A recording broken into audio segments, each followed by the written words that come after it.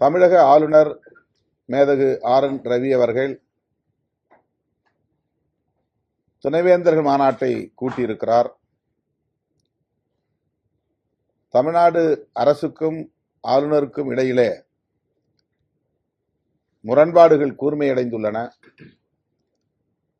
அவர் அங்கீகரிக்க மறுத்த 10 பல்கலைக்கழக மசோதாக்கள் நீதிமன்றத்தின் மூலம் சட்டங்களாகி இருக்கின்றன. இந்த சூழலில் துணைவேந்தர்கள் மாநாடு நடத்துவது தமிழ்நாடு அரசுக்கு மேலும் நெருக்கடி தருவதாக எல்லோராலும் உணரப்பட்டது. அதைவிட முக்கியமாக துணைவேந்தர் பொறுப்பிலே இருப்பவர்களுக்கு இது ஒரு தேவையற்ற அழுத்தம் என்கிற ஒரு சூழல் ஏற்பட்டது.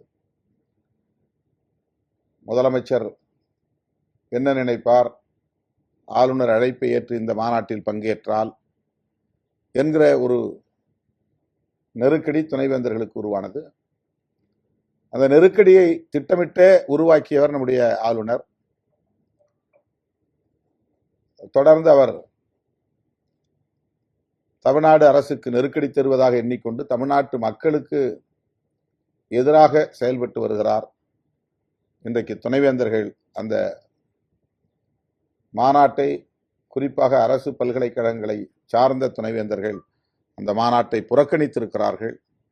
இது அவருடைய பொறுப்புக்கு அழகல்ல என்பதை விடுதலை சிறுத்தைகள் கட்சி சுட்டிக்காட்டுகிறது. பாகிஸ்தானுக்கு எதிராக இந்தியா நடவடிக்கை